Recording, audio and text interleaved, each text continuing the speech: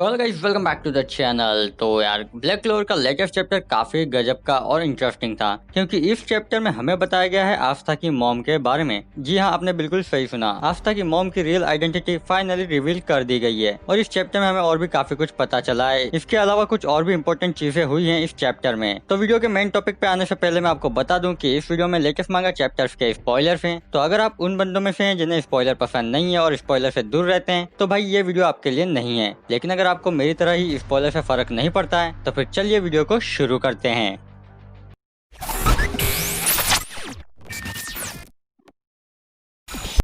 तो चैप्टर की शुरुआत में हम देखते हैं कि एंटी मैजिक डेविल आस्था से हार चुका है और आस्था एंटी मैजिक डेविल को कहता है कि ये जीत मेरी है। उसके बाद हम देखते हैं कि एंटी मैजिक डेविल के सर के ऊपर कोई बैंड आ जाता है या किसी तरह की सील, और उसके बाद जमीन से चेन्स निकलती हैं और पूरी तरीके से एंटी मैजिक डेविल को जकड़ लेती है। और हम देखते हैं कि ये काम किसी और का नहीं बल्कि नास्ट का होता है। नास्ट आस्था को जीत की बधाई देते हुए कहता है, वेल डन, अब हम डेविल बाइंडिंग रिचुअल करने के लिए पूरी तरह तैयार हैं। क्योंकि तुम ये लड़ाई जीते हो तो तुम्हारा पूरी तरीके से हक बनता है कि तुम जब चाहो जैसे चाहो इसकी पावर का यूज कर सकते हो, और जितनी चाहो उतनी पावर का, यानी कि पूरी 100% पावर का यूज भी कर सकते हो। क्योंकि इस लड़ाई के विजेता तुम हो। तुम चाहो तो इसे अपना नौकर बनाकर इसकी पावर का यूज कर सकते हो। डेविल के पास तुम्हारा हुक्म ना मानने का कोई भी हक नहीं है। उसे तुम्हारा हुक्म मानना ही होगा और वो डिसिप्लिन के साथ रहेगा और तुम्हारे हर एक ऑर्डर को फॉलो करेगा। इसके आगे नास्ट कहता है कि अगर तुम्हें ताकतवर बनना है तो तुम्हें ये रास्ता चुनना होगा। इसके बाद आस्था कहता है, अच्छा ये बात है,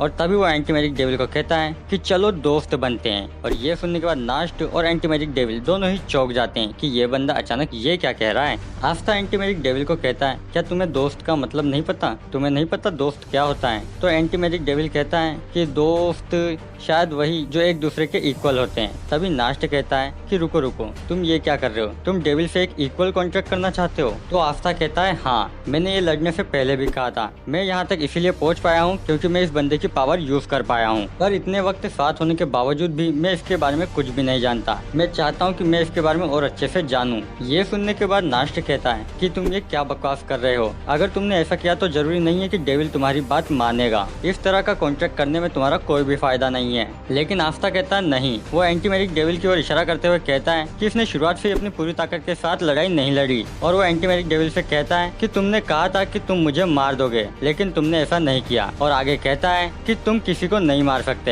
है ना? तुम किसी के लिए दुखी हो सकते हो, किसी के लिए गुस्सा कर सकते हो, और कुछ नहीं। तुम किसी को मार नहीं सकते, और इसीलिए मैं तुम्हें समझता हूँ और इसीलिए मैं चाहता हूँ हम कॉन्ट्रैक्ट में इक्वल रहें। ये सुनकर नास्ट कहता है, तब तो ये रिचुअल ऑफ फ्रेंडशिप हुआ, ना कि ritual of master and servant. तभी नास्ट के पीछे से 4 डेविल्स निकलते हैं। अब हो सकता है कि शायद नास्ट के पास 4 डेविल्स हो सकता है कि इसे 4 डेविल्स ने प्रोसेस कर रखा हो, या फिर नास्ट ने उन्हें प्रोसेस कर रखा हो भाई, क्योंकि ये बंदा मुझे काफी खतरनाक लगता है। तो चारों डेविल्स निकलते हैं और वो नास्ट को कहते हैं, नास्ट समा, लगता है ये बंदा बेवकूफ है। अब वो बेवकूफ आस्था को कह रहे हैं, ये मुझे बताने की जरूरत नहीं है, आप लोग समझ ही गए होंगे। और नास्ट भी उनकी बातों में हाँ मिलाकर कहता है कि हाँ, तुम लोग सही कह रहे हो। वहीं दूसरी ओर आस्था एंटी मैजिक डेविल को कहता है कि लगता है हम दोनों का दुश्मन भी एक ही है, तो क्यों ना हम दोनों मिलकर उन्हें हराएं। ये सुनकर एंटी मैजिक डेविल कहता है कि जैसा सोचा था, तुम सच में बेवकूफ हो। और मन में सोचता है कि मुझे नहीं पता कि किस्मत जैसी कोई चीज होती है या नहीं होती। तभी अचानक आस्था एंटी मैजिक डेविल से उसका नाम पूछता है और एंटी मैजिक डेविल को अपना पास्ट वापस याद आता है, जिसमें लिचिटा एंटी मैजिक डेविल से उसका नाम पूछ रही होती है। लेकिन एंटी मैजिक डेविल को नहीं पता होता है कि नाम क्या होता है। तो लिचिटा कहती है कि ठीक है, मैं तुम्हारा कोई नाम रखती हूँ, और वो कहती है लिबे, आज से तुम्हारा नाम होगा लिबे।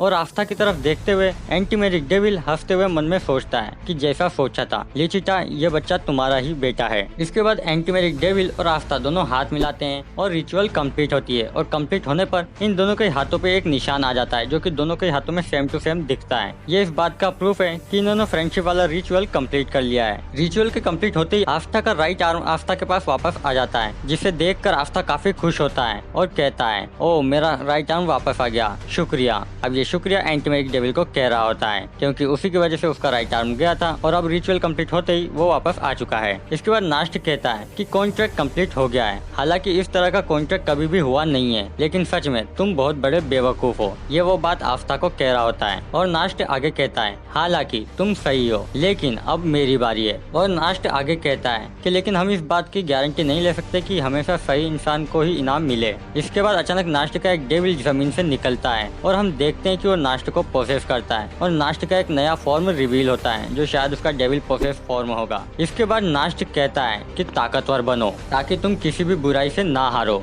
तुम दोनों का असली टेस्ट तो अब शुरू होगा। तुम दोनों अपनी पूरी ताकत से मुझे हराने की कोशिश करो और अपना पूरा दम लगाना। और इसी के साथ ये चैप्टर खत्म हो जाता है। तो गाइस इस चैप्टर से हमें इतना तो पक्का पता चल गया है कि आस्था लिचिटा का ही बेटा है और ये सीधा एंटी मैजिक डेविल ने कंफर्म किया है। तो इसमें कोई शक की बात तो नहीं हो सकती। हालांकि मैं इस पर एक थ्योरी वीडियो पूरी तरीके से बनाने की कोशिश करूंगा कि आखिर क्यों और कैसे आस्था ही लिचिटा का बेटा है, क्योंकि हम जानते हैं लिचिटा का शरीर ऐसा था जो कि किसी भी तरह के मैजिक को अब्सॉर्ब कर लेता था या किसी तरह के लाइफ फोर्स को भी। तो अगर आस्था उसका बेटा होता है तो आस्था के पास भी शायद कुछ सेम पावर्स होनी चाहिए थी, लेकिन उसके पास ऐसा कुछ भी नहीं है। वो एंटी मैजिक डेविल की तरह ही है। तो हो सकता है बहुत से लोग अब ऐसी थ्योरी वापस बनाने लगे कि आस्था आखिर लिचिटा और एंटी मैजिक डेविल की नाजायज औलाद है। पता नहीं भाई, लोग क्रेजी होते हैं तो कैसी भी थ्योरी बना लेते हैं। तो हो सकता है इसी तरह की थ्योरी भी आ जाए, तो मैं ज्यादा शॉक नहीं होगा ऐसी थ्योरी देख के। लेकिन डेफिनेटली गाइस ये चैप्टर काफी औसम था। तो अगर आपने अभी तक ये चैप्टर नहीं पढ़ा है तो पढ़ लो यार, काफी बढ़िया चैप्टर है। और हाँ, अगर आपको ये वीडियो अच्छा लगा है तो यार इस वीडियो को लाइक जरूर करना और साथ ही इस वीडियो को शेयर करना भी मत भूलना।